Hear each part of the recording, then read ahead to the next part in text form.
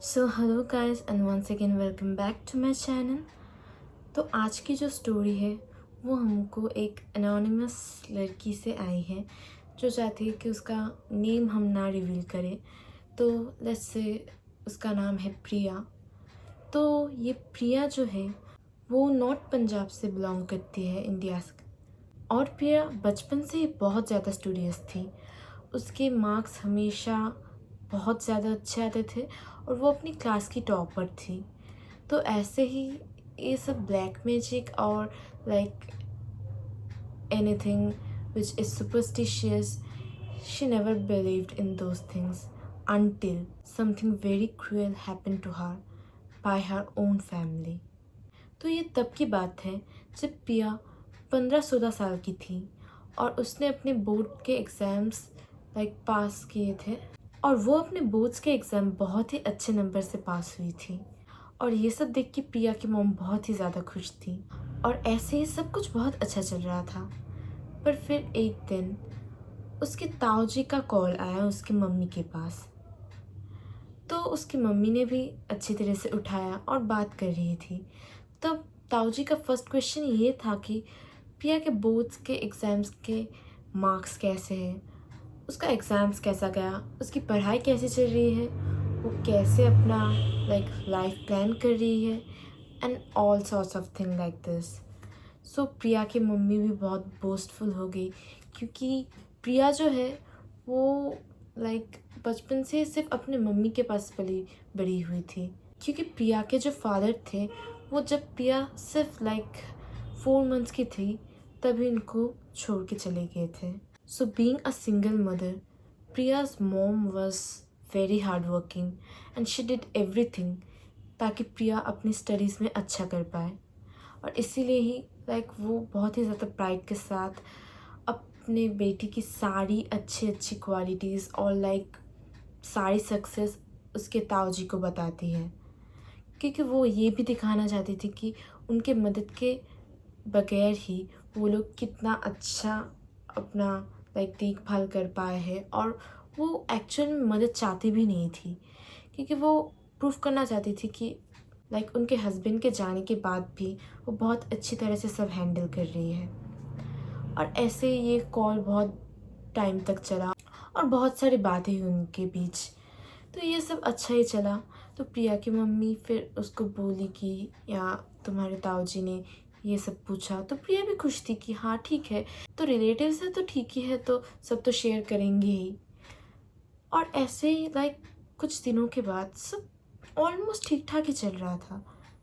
But then very unusual things started, little by little, and then to drastic nightmares for both Priya and her mother. तो प्रिया जो इतनी अच्छी थी studies में, उसका अचानक से पूरा पढ़ाई से मन ही उठ गया। उसको पढ़ना ही नहीं है, कुछ भी कुछ भी उसको अच्छा ही नहीं लगता था। वो ना खाती थी ना ठीक से सोती थी, फुल डिप्रेशन में चली गई। उसे कुछ समझ ही नहीं आता था। और यही सिर्फ नहीं, उसका बहुत ही अनयूजुअल वेट लॉस होने लगा। उसका जो मेंस्ट्रुअल साइकिल था वो बिल्कुल इरेगुलर हो गया। कभी कभी तो होता ही नहीं था और कभी कभी होता तो वो 2-3 महीने तक चलता। तो ऐसा कैसे हो सकता है? उसको कभी भी कोई हेल्थ इश्यूज़ वैसा कुछ था ही नहीं। और ये सब देख के उसकी मम्मी को भी बहुत ज़्यादा टेंशन होने लगा। तो वो लोग बहुत सारे डॉक्टर्स और बहुत सारे स्पेशलिस्ट के पास गए, बहुत बड़े बड़े सर्जन्स को भी दिखाया। But the results were everything was normal. No one was getting any clue that what was happening with her and what was wrong with her. ऐसे कि डॉक्टर्स ने तो ये भी कहा कि उसको कुछ साइकोलॉजिकल इश्यूज हो गया था जिसकी वजह से वो सोच रही थी कि उसको कुछ हुआ है या फिर उसकी तबीयत खराब है। But Priya was very confident and she use to argue with them because of the fact that ये अगर हो भी गया कि उसको कुछ साइकोलॉजिकल इश्यूज है, पर उसका पीरियड्स वो कैसे इतनी दिनों तक बढ़ सकता है। 2-3 months continuously she would bleed, and that's not a normal thing. But the tests were all normal. Nothing was wrong with her. ऐसे कि उसने साइकोलॉजिस्ट को भी दिखाया, but they were all like she is completely fine. And they said like maybe she is stressing. Nothing was coming out. Like क्या ही हो गया एक लड़की को जो इतना अच्छी थी सब कुछ में, उसको कुछ अच्छा ही नहीं लगता और चीज़ें इतने तक में ही सीमित नहीं थी। क्योंकि रात को लाइक जब भी वो सोने की कोशिश करती थी तो उसको लाइक बहुत ही भयानक नाइटमेयर्स आने लगे। वो बिल्कुल सो नहीं पाती, रात रात जग जग के उसका बहुत ही ज़्यादा बुरा हाल हो गया था। Like she lost all strength in her body. उसको अचानक से कभी कभी कुछ शेडोज दिखाई देते थे तो कभी कभी कुछ अजीब व गरीब आवाज़ सुनाई देती थी। But the fact was that वो जो आवाज़ उनको सुनाई देती थी वो किसी और ही लैंग्वेज में होती थी। तो वो सुन के उसे समझ ही नहीं आता था कि ये चीज़ है क्या, फिर ये बोल क्या रहे हैं। क्योंकि लाइक उसको जो जो लैंग्वेजेस पता है, हिंदी, इंग्लिश, कुछ भी नहीं है। ये कुछ और ही एक लैंग्वेज है जो उसको समझ ही नहीं आ सकता। फिर लाइक बहुत ही वियर्ड। बट ये भी चीज़ नहीं समझ आ रहा था उसे कि ये चीज़ से हो कैसे रही है। और लाइक वो जब भी, ऐसा भी नहीं है कि वो हेलुसिनेट कर रही है, क्योंकि अगर ऐसा हो भी गया तो लाइक कुछ तो, जब साइकोलॉजिस्ट के पास जाएंगे कुछ तो निकलेगा, बट कुछ भी नहीं निकलता। तो ऐसा ही चलता रहा और कुछ दिनों बाद उसकी मम्मी को भी लाइक यही चीज़ें उसकी मम्मी को भी फील होने लगी। Like nightmares, consecutive like voices and like shadows of something like which can't be figured out what were they। और इस चीज़ों में प्रिया की बॉडी इतनी वीक हो चुकी थी कि वो जो इतनी लाइक हेल्दी एक, वो चल तक नहीं पाती थी। लाइक वो खुद से वॉशरूम तक नहीं जा पाती थी, वो कम्प्लीटली बेड रिडन हो चुकी थी। और प्रिया की मम्मी बहुत ज़्यादा टेंशन में आ गई थी। और इतने तक तो फिर भी ठीक था, but then it all ended when Priya tried to kill herself. इसके पहले भी ये सब चलने के दौरान प्रिया ने अपने आप को सेल्फ हार्म करना शुरू कर दिया था।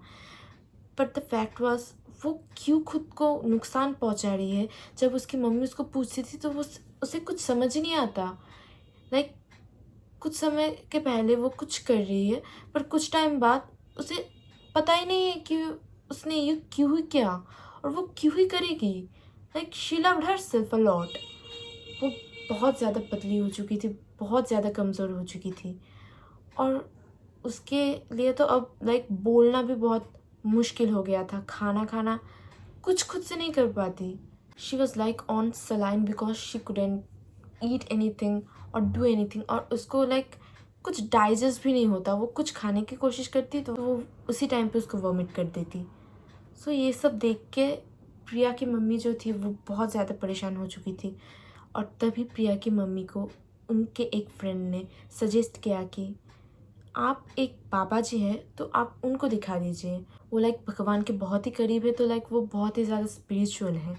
तो आप इतना सब कुछ जब कर ही रही है तो एक बार उनको दिखा दीजिए। और प्रिया की मम्मी ने सोचा कि हाँ ठीक है, चलो एक बार दिखाई देते हैं। और थैंकफुली ये जो बाबा थे वो लाइक कोई ऐसा नहीं है कि कुछ पैसे को लिए जो काम करते, वैसे बिल्कुल भी नहीं थे। He was like a true person, really was like a person of God, and because of him only Priya was saved। तो लाइक जब वो बाबा प्रिया के घर में फर्स्ट लाइक एंटर किए तो उनको तभी बहुत ज़्यादा नेगेटिव ऑरा इस सराउंडिंग में फील हुआ। तो उन्होंने तभी बोला कि कुछ तो गड़बड़ है इस घर में। और वो लाइक जितने घर के अंदर जा रहे थे तो लाइक उनको एक बहुत ही ज़्यादा नेगेटिव फीलिंग हो रही थी। But that all was in a limit until he reached Priya's room. And when he entered Priya's room, उन्होंने तभी बोल दिया कि इस लड़की पर वशीकरण हुआ है और जिसका कुछ प्रभाव उसकी मम्मी के ऊपर भी है। और लाइक प्रिया ने तो तब उनको कुछ बोला भी नहीं था, पर उन्होंने वैसे ही पहले से बोल दिया, क्या तुम्हें तुम्हारे बेड के पास कोई परछाई दिखाई देती है जब तुम सोने जाती हो? क्या तुम्हें कुछ अजीब आवाज़ें आती है जो लाइक तुम समझ नहीं पाती हो कि वो क्या कह रहे हैं? और क्या तुम्हें लाइक ऐसा फील होता है कि कोई तुम्हें कह रहा है कि तुम खुद को हार्म करो? Like Priya was shocked because जो जो चीज़ें उसको फील हो रही थी बाबा जी को पहले से उसके सारे आइडिया थे। तो बाबा जी ने फिर एक शुद्धिकरण पूजा रखी जिसमें प्रिया और प्रिया की मम्मी दोनों ने ही थे, और वो पूजा बहुत देर तक चली। उन्होंने उनके पूरे घर को शुद्धिकरण किया और प्रिया की मम्मी और प्रिया को स्पेशली एक ऐसा धागा दिया जिसको उन्होंने उसको उतारने के लिए बिल्कुल मना कर दिया। कुछ भी हो जाए वो धागा वो कभी ना उतारे। और ये पूजा बहुत देर तक चली, बट इसके ही मिडिल में प्रिया की बहुत ज़्यादा तबीयत ख़राब हो गई थी। बट उन्होंने मना किया कि वो कहीं भी जाए। उन्होंने मना ही कर दिया था प्रिया को कि ये पूजा जब तक नहीं ख़त्म होगी प्रिया वहाँ से ना जाए। तो इसीलिए उस हेल्थ कंडीशन में प्रिया वहीं पर उस पूजा में बैठी थी इतने टाइम तक। और फाइनली कई घंटों के बाद ये पूजा ख़त्म हुई, और इसके बाद पंडित जी ने बोला कि अब सब ठीक है, पर ये जो धागा है वो तुम दोनों कभी नहीं उतारो, और स्पेशली प्रिया तो बिल्कुल भी ना उतारे। पर इसके बाद प्रिया और उसकी मम्मी को ये तो जानना ही था कि ये किसने किया है, क्योंकि उनको भी जानना तो ये है ज़रूरी कि उनका कोई ऐसा कौन दुश्मन हो सकता है जिन्होंने उनकी जान लेने की कोशिश कर दी, प्रिया की इतनी बुरी हालत कर दी। तब पंडित जी ने बोला कि वो सारे डिटेल्स तो रिवील नहीं कर सकते, पर वो कुछ चीज़ें बता सकते हैं जिससे वो खुद ही जान जाएंगे कि ये कौन है। तो ये जिस औरत ने किया है वो उनकी ही फैमिली के थे, और उनका जो नेम का इनिशियल लेटर था वो भी उन्होंने बोल दिया। और वो बोलते ही प्रिया की मम्मी ने ऐसे गेस कर लिया कि ये कौन है। पर फिर उन्होंने ये पूछा कि ये उन्होंने किया क्यों। तब पंडित जी ने बोला कि प्रिया की मम्मी और उनके हस्बैंड के शादी होने के कुछ ही महीने पहले उनकी जो बड़ी बहन थी, प्रिया की जो बुआ थी, वो विधवा हो गई थी। और प्रिया के पापा वो एक सोल पर्सन थे जिसके ऊपर वो पूरा डिपेंडेंट थे, खुद के लिए भी और अपने बच्चों के लिए भी। तो जब प्रिया के मम्मी के साथ उसके पापा की शादी हुई तो वो एक थ्रेट फीलिंग में आ गई, और इसी की वजह से उन्होंने ये चीज़ की है। अब ये भी नहीं पता कि प्रिया के पापा क्या इसी वजह से उनको छोड़ के चले गए, ये भी हो सकता है। और जो मेनली चीज़ थी कि वो प्रिया की मम्मी की वेल्थ जो थी वो भी खुद एक्वायर करना चाहती थी, इसलिए उन्होंने प्रिया को इतनी दूर तक भेजने की कोशिश की ताकि वो खुद ही की जान ले ले, खुद को इतना हार्म कर दे कि उसकी मम्मी खुद अकेली लाचार हो जाए। But the fact was now it was all known to them. और पंडित जी ने ये भी बोला कि उनके जो फूफा जी थे वो भी बिल्कुल इनोसेंट नहीं थे, बल्कि वही मेन कैटलिस्ट थे जिन्होंने उनकी बुआ को फुल हेल्प किया था इन सब चीज़ों में, फैमिली इश्यूज़। बट प्रिया ने ये बोला कि जो भी हो जाए, after all they were family, how can they go to such an extent to harm their own relatives. But Priya और उनकी मम्मी ने इस चीज़ को एक साइड में रख दिया, और कभी भी उन पे कोई बदला या फिर रिवेंज की सोचा ही नहीं उन्होंने, क्योंकि उन्होंने सोचा जो भी होगा भगवान खुद उनको सज़ा देंगे, और ऐसे ही उन्होंने इस चीज़ को छोड़ दिया। अब बहुत दिन हो चुके हैं, प्रिया और उनकी मम्मी दोनों ही वो धागा पहनते हैं और दोनों ही अब अच्छे से अपनी लाइफ बिता रहे हैं, पर उन्होंने उनकी बुआ जी और फूफा जी से पूरा ही कनेक्शन कट कर दिया है। तो ये थी प्रिया की कहानी, और अगर आपको वीडियो अच्छा लगा तो don't forget to like, share and subscribe, and let's meet again in the next video. Till then, bye bye, take care.